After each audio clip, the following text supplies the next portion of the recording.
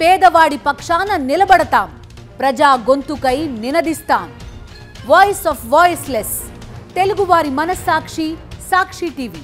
సాక్షి TV ప్రసారాల కోసం మీ స్థానిక cable ఆపరేటర్ని వెంటనే సంప్రదించండి. నా పేరు Kethireddy Jagadishwar Reddy, Telugu film producers council of Andhra Pradesh అధ్యక్షుడిని. నేడు చలచిత్ర రంగంలో జరుగుతున్న సమ్మె వివాదం మీద గురించి ఈ వీడియోలో మాట్లాడుతున్నాను. ప్రధానంగా ఏంటంటే, ఇది చిత్ర నిర్మాతలు, చిన్న నిర్మాతలని, అదేవిధంగా గిల్డ్ నిర్మాతలని, ఇతరత్ర కొత్తగా వచ్చిన కొంతమంది అయితే వీళ్ళందరూ కూడా ఎట్టి పరిస్థితుల్లో ఈ వేతనాలు పెంచకూడదు, పెంచేదానికి కొన్ని రీజన్స్ ఉన్నాయని చెప్పి తెలియజేయడం జరిగింది. అసలు ఈ సమ్మె పూర్వోత్తాలు ఏమిటి, ఈ సమ్మె ఎందుకు సంవత్సరానికి 10% లెక్కలు పెంచవలసింది, 22 నుంచి పెంచవలసింది 25కి వచ్చేతలకి 30% పెంచవలసినంత అవసరం ఎందుకు వచ్చింది, దీని వెనకాల ఉన్న కుట్ర ఏంటి, దీని వెనకాల ఉన్న మనుషులు, వ్యక్తులు, సంఘాలు, అదేవిధంగా ఎవరు, నిర్మాతల్లో జరుగుతున్న ఈ డిఫరెంట్ ఆఫ్ ఒపీనియన్ ఏంటి, ఒక్కొక్కరు ఒక్కొక్క రకంలో. చిన్న నిర్మాతలు అసలు పెంచేదానికి లేదంటారు, అటు ఇటు కాని నిర్మాతలు అయితేమి, అదేవిధంగా గిల్డ్ నిర్మాతలు అయితేమి 20% పెంచుతామంటారు, అదంటారు. ఇవన్నీ డిస్కషన్లు అవి ఇవి జరుగుతున్న సందర్భంలో ప్రధానంగా వచ్చి దీని వెనకాల ఒక స్వార్థపూరితమైన కుట్ర అనేది ఒకటి ఉందని చెప్పి చెప్పవచ్చు. ఎందుకు చెప్పవచ్చు అంటే, మామూలుగా బేసిక్గా వచ్చేసి ఫిలిం ఛాంబర్ బైలా ప్రకారం జూలై నెల ఆఖరికి ఎలక్షన్లు జరగాల్సినంత అవసరం తప్పకుండా ఉంటుంది. అదేవిధంగా ఫెడరేషన్ యొక్క ఎన్నికలు ఏప్రిల్ నెలలో జరగవలసినంత అవసరం ఉంటుంది. ఇన్ని రోజులు మేము జనవరి నుంచి మాట్లాడుతున్నాం అని చెప్పి ఫెడరేషన్ నాయకులు చెప్తున్నారు. మాట్లాడినప్పటికి కూడా వీళ్ళు పట్టించుకోవట్లేదు, ఛాంబర్ పట్టించుకోలేదు మమ్మల్ని అని చెప్పి వాళ్ళు చెప్తున్నారు. ఎవరు పట్టించుకున్నారు, ఎవరు పట్టించుకోలేదు అన్న నేపథ్యం కంటే దీని వెనకాల ఏంటంటే, ఇటీవల చలనచిత్ర పరిశ్రమలోని నిర్మాతలందరూ ధ్వజమెత్తి ఎన్నికలు జరిపించారు, ఎన్నికలు జరిపించేదానికి సిద్ధంగా లేరు, ఇంకో సంవత్సరం రోజులు మేము కంటిన్యూ అవుతాం అని చెప్పి ఏదో ఒక ఈసీ మీటింగ్లో చెప్పడం జరిగింది. కాబట్టి వీళ్ళందరూ అన్ని రకాలుగా దానికి ఉద్యమం టైప్లో చేసి అంతా కూడా గలం ఇప్పడం జరిగింది. అదేవిధంగా గలం ఇప్పేటప్పుడు ఏంటంటే, ఈ అందరు వ్యక్తులు ఎవరైతే ఈరోజు సమ్మెకు పిలుపు ఇచ్చిన వల్లభనేని అనిల్ అయితేమి, ఇతరత్ర అందరు వ్యక్తులు కూడా వీళ్ళకి అనుసంధానంలో ఉంటారనమాట. ఫిలిం ఛాంబర్కి, ఇప్పుడున్న కమిటీకి అనుసంధానంలో ఉంటారు. ఎలా ఉంటారో అనే దానికి ఏంటంటే, చిత్రపురి కాలనీ అని చెప్పి పేద బడుగు వర్గాల కోసం ఆ రోజు ప్రభాకర్ రెడ్డి గారి కోరిక మేరకు 67 ఎకరాల 11 సెంట్లు భూమినిచ్చి లేబర్ కోసం ఇల్లు కట్టించే దానికోసం పెడితే, ఆ ఇండ్లల్లో పెద్దోళ్ళకి 4 బెడ్రూమ్లని 5 బెడ్రూమ్స్ అని, అదేవిధంగా రో హౌసెస్ అని ఇలాంటి కట్టి నాన్ మెంబర్స్ కూడా దాంట్లో సినిమా పరిశ్రమకి సంబంధం లేని వాళ్ళందరికీ కూడా ఇల్లు కేటాయించి దానికి ఒక ఉద్యమం అనేది కంటిన్యూగా నడుస్తుంది.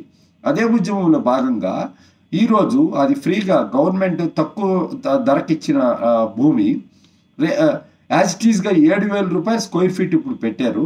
ఆ పెట్టడం తప్పు అని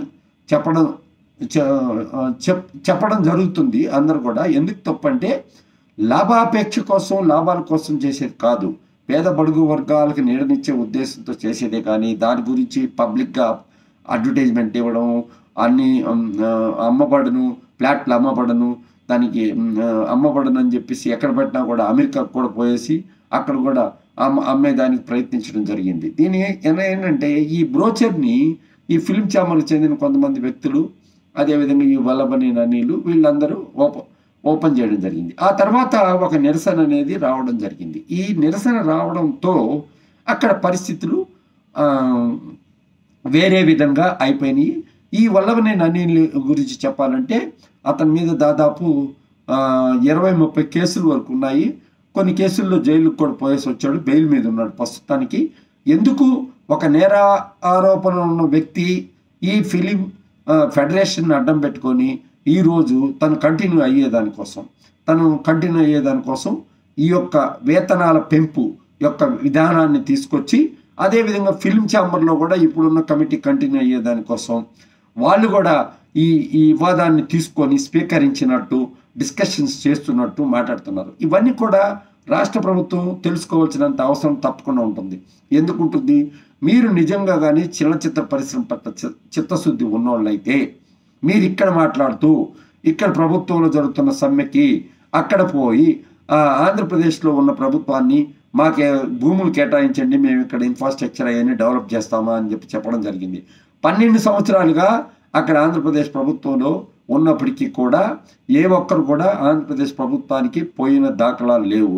ఎవరు కూడా ఎక్కడ కూడా పోయిన దాఖలాలు లేవు.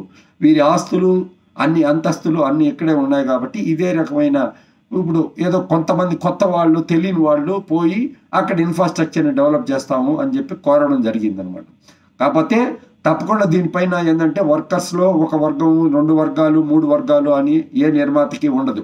ఎందుకు ఉండదు అంటే 10 మందికే పెంచుతాము, 3కి పెంచము, అది ఇది అని అంటే దాన్ని కూర్చొని మాట్లాడుకోవాల్సినంత అవసరం ఖచ్చితంగా ఉంది. కూర్చొని మాట్లాడితే పిడివాదంగా మాట్లాడడం, ఇదే మేము చెప్పిందే వేదం అని అంటే మాత్రం ఇది నిర్మాతల్ని, అంటే ఇది ఫ్యామిలీ సంబంధం ఉన్న అందరూ ఒక ఫ్యామిలీ లాగా ఉంటారు. అన్నిటి గురించి కూడా మాట్లాడాల్సినంత అవసరం ఉంటుంది.